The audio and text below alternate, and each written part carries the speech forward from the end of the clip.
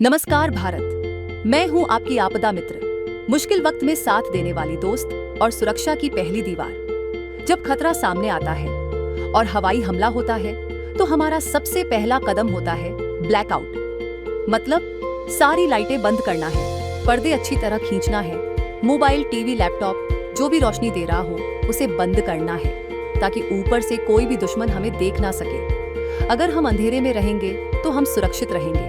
अगर अलर्ट आता है कि निकलना जरूरी है तो हम बिना घबराहट, बिना धक्का मुक्की के निकलते हैं। बुजुर्गों को सहारा देते हैं, बच्चों को अपने साथ ले जाते हैं। सतर्कता से और शांति से हम सुरक्षित जगह की ओर बढ़ते हैं। अगर किसी को चोट लग जाए तो सबसे पहले हमें घबराना नहीं है। अगर खून बह रहा हो तो घाव को दबाकर रोकें, पट्टी बांधें और फिर मदद बुलाएं। फर्स्ट एड यानी प्राथमिक इलाज भी जान बचा सकता है। अब बात करते हैं हमारी तैयारी की। देश भर के आपदा मित्रों को कभी भी हेल्पलाइन 112 से कॉल आ सकता है। कोई समय तय नहीं होगा, बस ये परखने के लिए कि हम तैयार हैं या नहीं। जब हम सब मिलकर सतर्क होते हैं तभी देश मजबूत बनता है।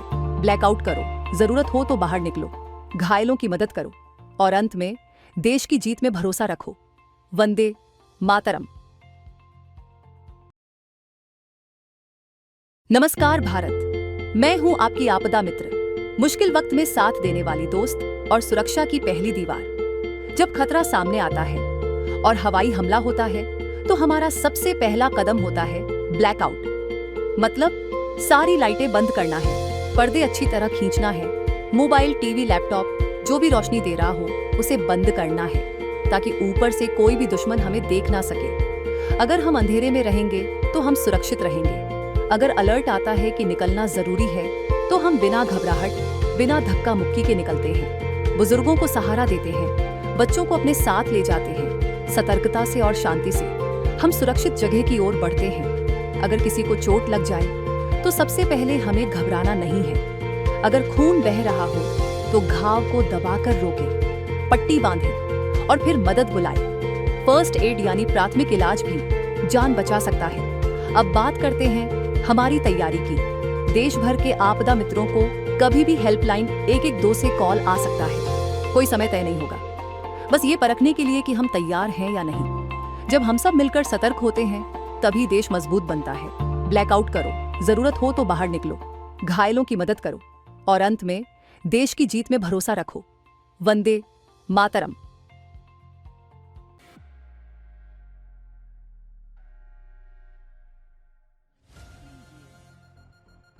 घरों में परिवार साथ बैठकर खाना खा रहे हैं। शहर की गलियों में बच्चों की हंसी गूंज रही है। बाजारों में चहल पहल बनी हुई है। ऐसे लम्हों में लगता है कि सब कुछ हमेशा यूं ही रहेगा, लेकिन जब सायरन बजता है माहौल पल भर में बदल जाता है। भारत की सुरक्षा सिर्फ सीमाओं पर नहीं, हमारे घरों से शुरू होती है, हम सबके साथ। जैसे ही सायरन बजता है माहौल पल भर में बदल जाता है। सुनाई दे, बिना देर किए कदम उठाए, सभी लाइट्स, पंखे और इलेक्ट्रॉनिक्स बंद कर दें, पर्दे गिराए, खिड़कियां बंद करें। एक छोटी सी रोशनी भी दुश्मन को संकेत दे सकती है। ये डरने की बात नहीं, बल्कि जागरूक रहने की पहचान है। ये हमारी उस ताकत का हिस्सा है जो हमें सुरक्षित रखती है। अपने बच्चों को भी इस प्रक्रिया से परिचित कराएं। इसे उनके लिए एक खेल बना दें, लेकिन ऐसा खेल जो जिंदगी बचा सकता है। एक बच्चा तेजी से पर्दे खींचता है, एक किशोर दादी की मदद करता है लाइट्स बंद करने में, एक परिवार एक साथ बैठा है, शांत, सतर्क, तैयार। पूरे शहर में जागरूकता फैलती है। छतों पर युवा निगाहें दौड़ा रहे हैं, कहीं कोई रोशनी तो नहीं दिख रही। महिलाएं पड़ोस के बुजुर्गों का हालचाल ले रही हैं और दूर हमारे सैनिक सीमाओं पर अडिग खड़े हैं, शांत, सतर्क, निडर। ये भारत है, हर घर एक किला, हर नागरिक एक सुरक्षा कवच। अंधकार में हम घबराते नहीं, हम एकजुट होते हैं। शहरों से गांवों तक एक मौन अंधेरा फैलता है, डर से नहीं बल्कि एक भावना के साथ। देश के प्रति प्रेम, एक दूसरे की सुरक्षा के लिए समर्पण और इस विश्वास के साथ कि चाहे परिस्थिति कितनी भी कठिन हो, भारत मजबूती से खड़ा रहेगा। सायरन बजे, लाइट्स बंद, पर्दे गिराए, शांत रहे, मजबूत बने। हम भारत के हैं, भारत हमारा है। वंदे मातरम। जब हालात बिगड़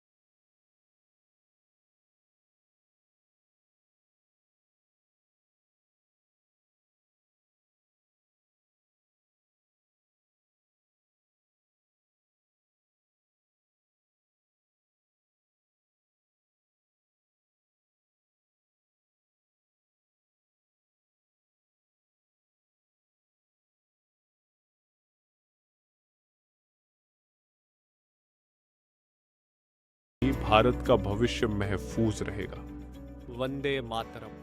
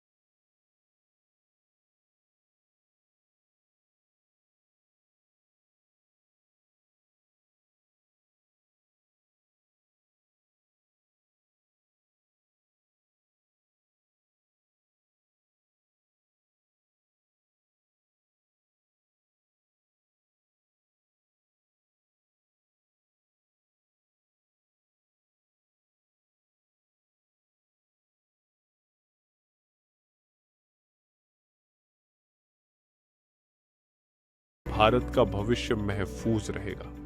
वंदे मातरम। जब हालात बिगड़ते हैं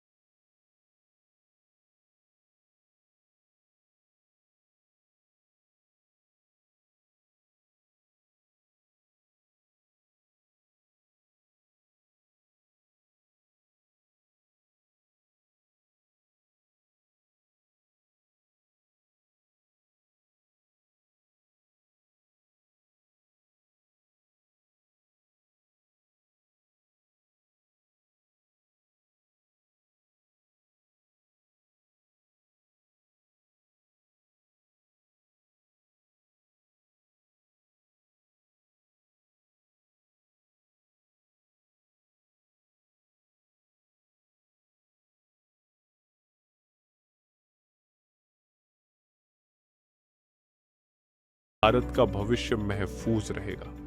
वंदे मातरम।